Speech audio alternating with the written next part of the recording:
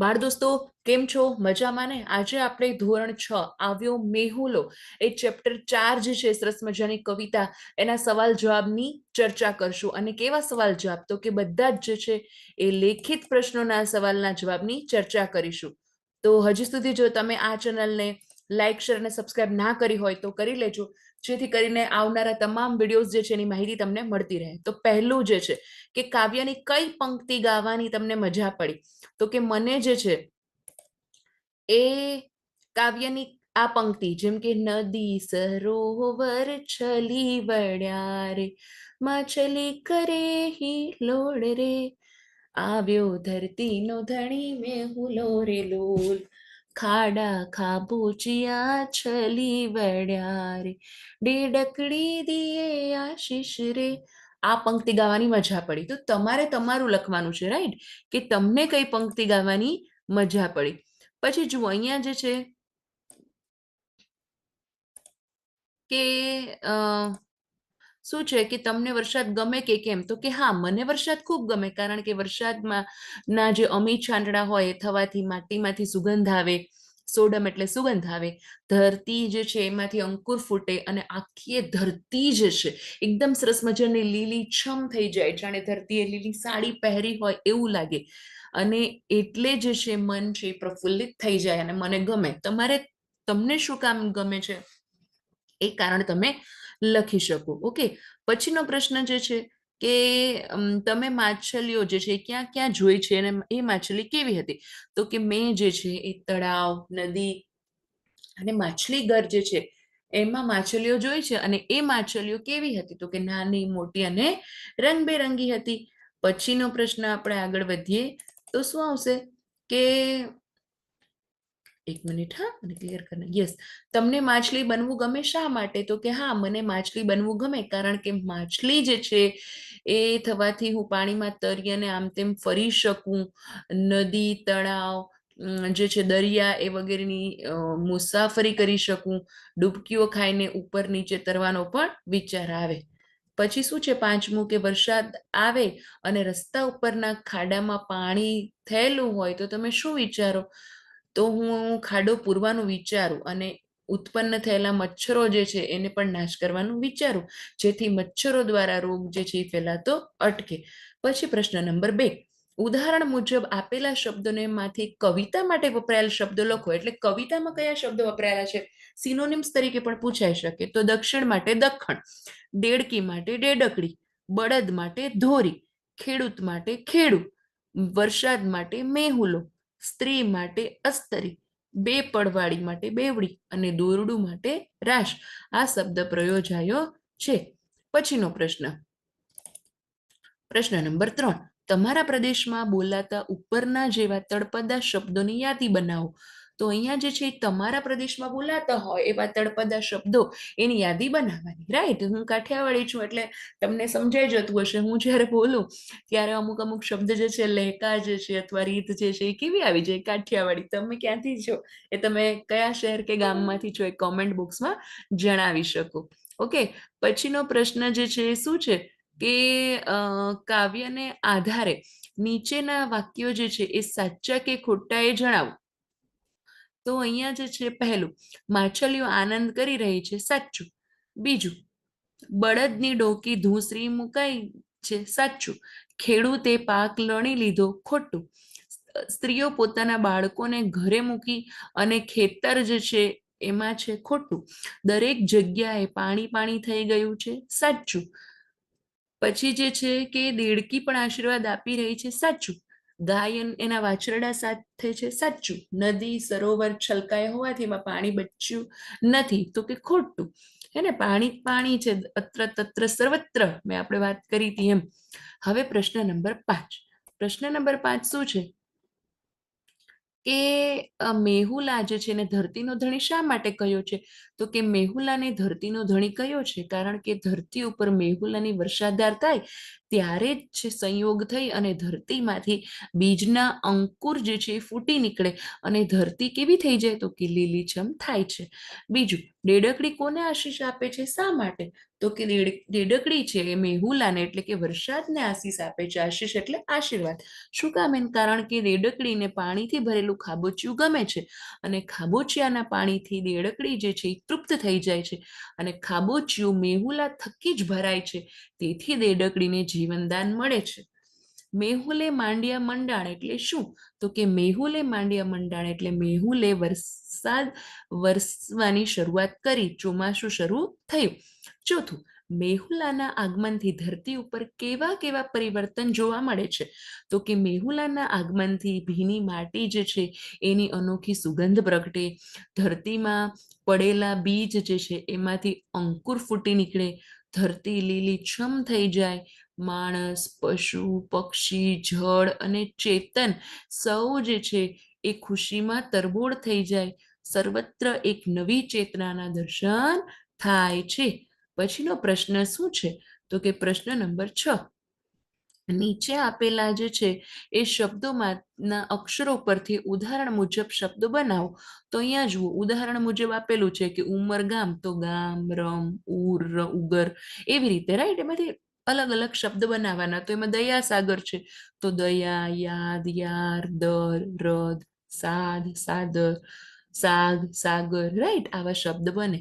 સમાચાર પત્ર જે છે તો આવી રીતે સમા, સર, ચાસ, ચાક, ચાર, માસ, માર, ઓકે, આવા શબ્દ બને.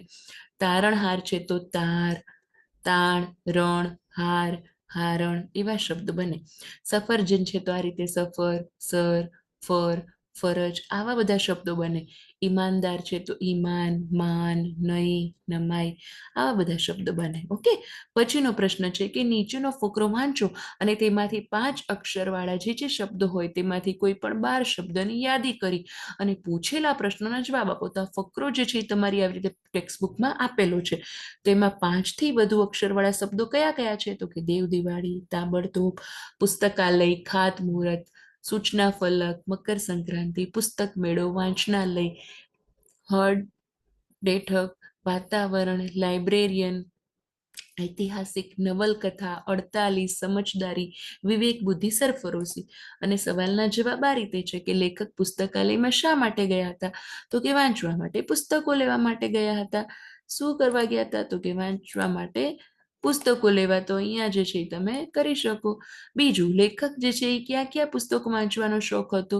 તો કે ઇતિહાસ આધારિત પુસ્તકો અને વાર્તાઓ વાંચવાનો શોખ હતો. પછી જે છે લીટી દોરેલા શબ્દો, કૌંસમાં આપેલા શબ્દો લખી, જે શબ્દો આપેલા છે એમાં ફેરફાર કરી લખો. તો કૂતરો જે છે એ રોટલી ખાઈ ગયો, કૂતરોની જગ્યાએ બિલાડી, તો બિલાડી રોટલી ખાઈ ગઈ.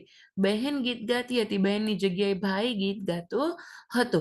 ઓકે, આ રીતે જે છે એ લખવાનું છે. પછીનો પ્રશ્ન આપણે આગળ જોઈએ, એ જ પ્રશ્નમાં પછીનું તો શું છે?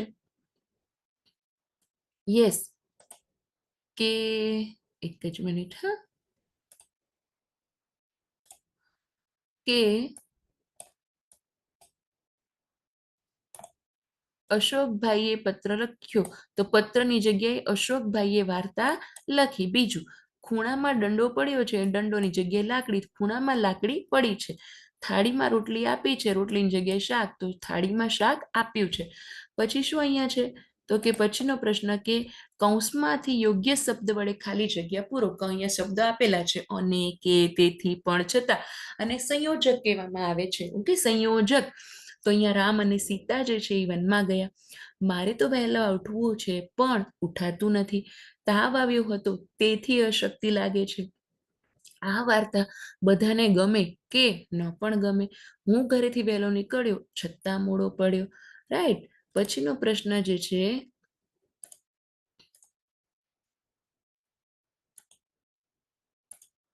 એ આ રીતે છે કે નીચેના શબ્દો જે છે એનો અર્થ વાક્યમાં સાચી રીતે વપરાયો છે તે શોધો. બાકીના 2 શબ્દો માટે તમે યોગ્ય શબ્દ બનાવો. તો અહીંથી સૌથી પહેલું મંડાણ. તો શું છે મંડાણ એટલે? તો કે એક જ મિનિટ, મંડાણ. તો છૂટા છવાયા વાદળા જોઈને કહી શકાય કે વરસાદના મંડાણ થયા. રાઈટ? આ સાચું છે. કાળા વાદળ જોતા લાગે છે કે વરસાદે મંડાણ શરૂ કર્યા. બીજું, તો અહીંયા જે છે એ છૂટાછવાયા વાદળ જોઈને નહીં આવે, કાળા વાદળ જોતા લાગે છે, રાઈટ. બીજું, છલી વળવું એટલે જે છે, તો અહીંયા સાચું આ આવશે. ઓકે. પછી છલી વળવું, તો બધે જ પાણીની રેલમછેલ જે જોઈને લાગે છે કે સરોવરમાં પાણી છલી વળ્યા હશે. વરસાદના 4-5 છાંટા પડ્યા તે સરોવર છલી વળ્યા, એ નહીં આવે. ત્રીજું, ખાબોચિયું. ખાબોચિયું તો થોડા વરસાદથી પણ છલકાય છે. ધોધમાર વરસાદથી પણ ખાબોચિયું ન ભરાય, તો અહીંયા આ આવશે. ધરતી. ધરતીમાં વાવેલા કણ તો ઉગે જ નહીં. એકના અનેક દાણા આપણને જે ધરતી જ કરી આપે છે. તો આ રીતે બધા સાચા છે. અહીંયા આન્સર આપેલા છે. પહેલાનું બ, બીજાનું અ, ત્રીજાનું અને ચોથાનું બ, જે ઓલરેડી આપણે અહીંયા ટીક માર્ક કરી દીધા છે. Okay, yes. પછીના પ્રશ્ન તરફ આપણે આગળ વધીએ. પ્રશ્ન નંબર જે છે એ કયો છે, તો કે પ્રશ્ન નંબર 11.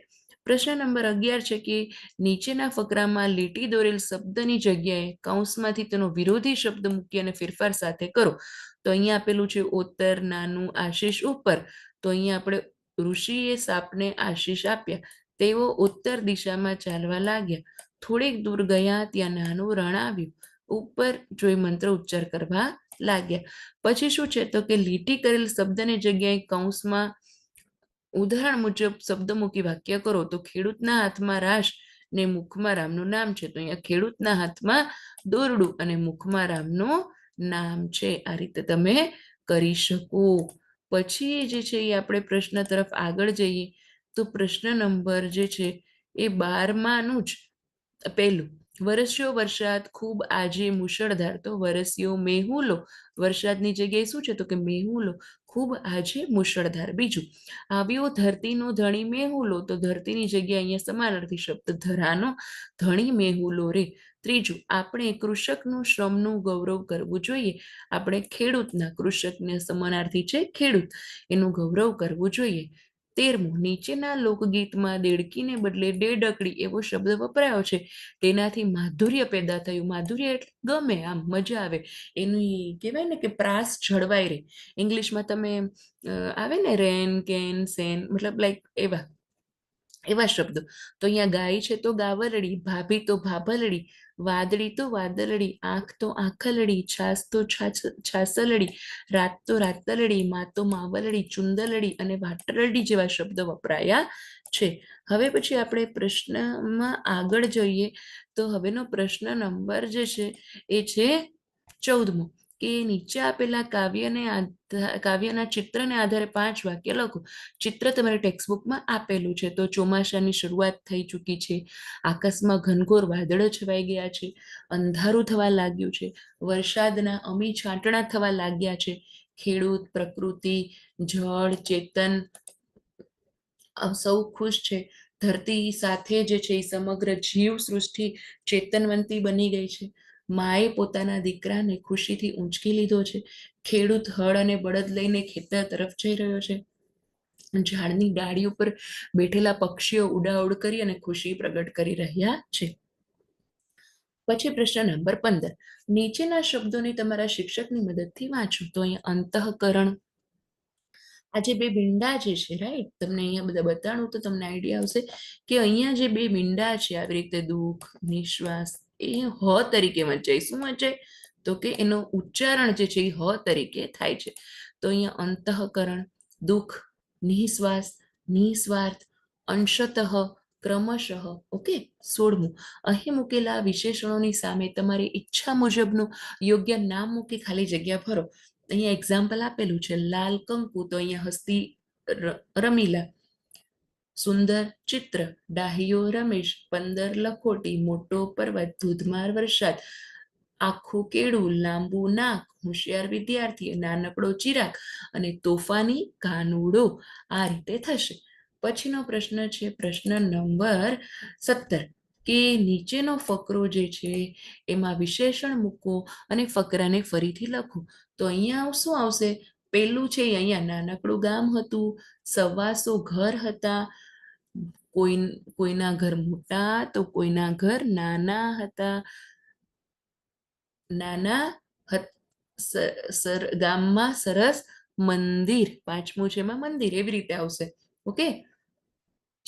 તેના ઉપર કેસરી ધજા ફરકે, એની આંગળામાં લીલાછમ ઝાડવા, તેની ઉપર રંગબેરંગી પક્ષીઓ આવ્યા કરે, મંદિરમાં પિત્તળનો ઘંટ બાંધેલો, તેનો મધુર રણકાર આખા ગામમાં ફરી વળે.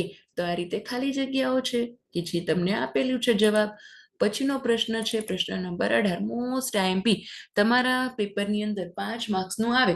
ગુજરાતીનું જે છે એ પ્રથમ ભાષામાં એટલે કે અંગ્રેજીમાં અનુવાદ કરો. પહેલું, વરસાદમાં રમવાની બહુ મજા આવે.